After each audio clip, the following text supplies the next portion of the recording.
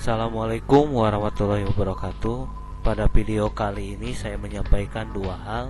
Yang pertama berkaitan dengan video dan modul.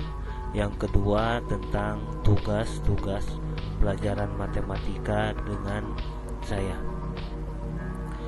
Pertama, video ini memuat suatu penjelasan yang berkaitan dengan pelajaran matematika yang mengacu kepada modul pembelajaran yang nanti saya berikan.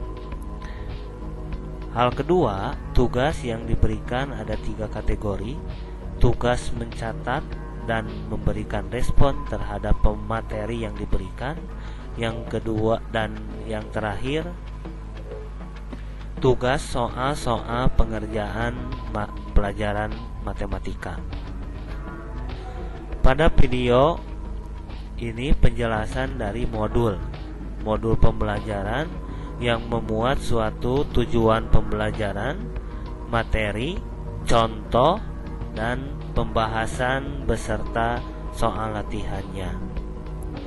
Baik, modul pembelajaran pada pembelajaran matematika ini setelah saya siapkan, ini pertemuan awal yang perlu kalian catat di buku masing-masing.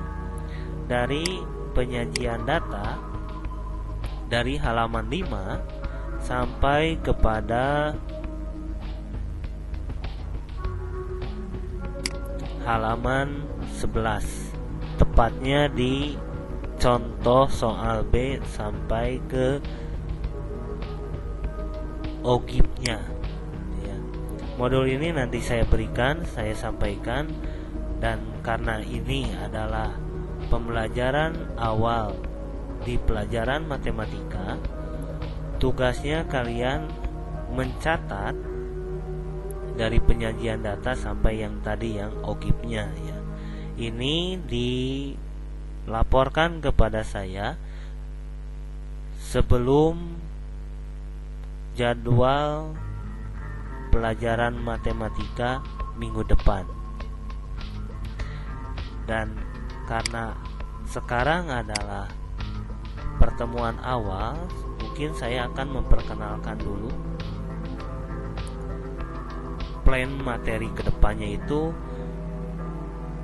dimana kelas 12 itu memuat 5 bab 1 sampai bab 5, statistik, peluang, limit fungsi, turunan, dimensi 3. Pengenalan untuk bab 1 pertama. Bab 1 pertama itu pada video kali ini tentang statistik, bahwa statistik itu kalian juga pernah belajar di SMP kelas 3 yang berkaitan dengan statistika. Nah, statistika itu contohnya dari penggunaan dalam kehidupan sehari-hari, yaitu dari perhitungan jumlah penduduk sampai kepada perhitungan angka kelulusan ujian nasional tingkat SMP, SMA, ataupun SMK. Jadi secara garis besar bahwa statistika itu adalah suatu metode, suatu cara untuk pengukuran beberapa hal yang berguna bagi kehidupan sehari-hari. Sadar maupun tidak sadar bahwa kita juga sudah menggunakan ilmu statistika.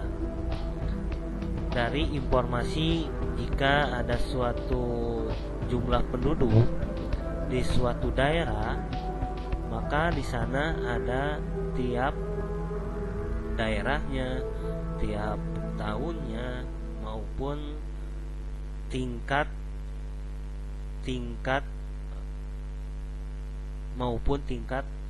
dari suatu negara ya, yang akan diukurnya.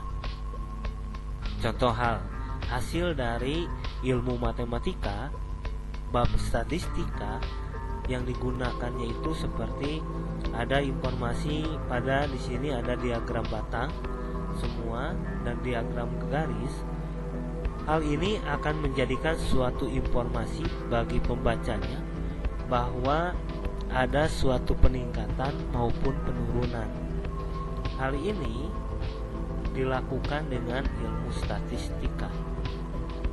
Jadi dalam gambar ini ada ilmu statistik penyajian datanya, baik berupa diagram batang maupun diagram garis.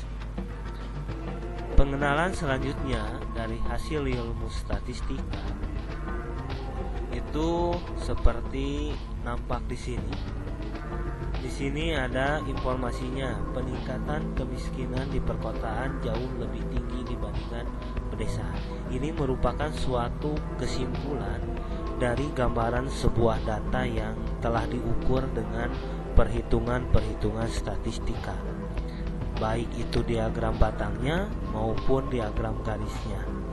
Dari diagram batang dan diagram garis ini terlihat di mana naik dan turunnya sebuah hal yang diukur atau yang dihitung oleh ilmu statistik.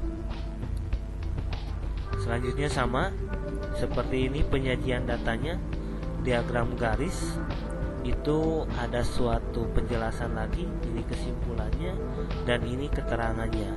Ada yang merah itu adalah perkotaan dan pedesaan ya, yang hijau perkotaan, dan yang biru ini adalah suatu pedesaan. Hal ini memberikan informasi yang jelas karena di sini ada suatu keterangan di mana si pembaca bisa melihat daerah perkotaan dan pedesaan itu naik turunnya di kisaran berapa.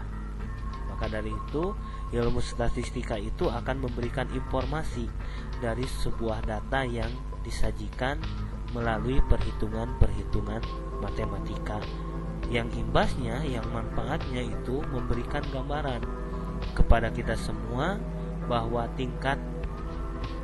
ketingkatan dari ukurannya itu naik turunnya bisa dilihat. Seperti ini indeks keparahan kemiskinan. Hal ini mengacu kepada data yang bisa kita simpulkan naik turunnya itu berapa.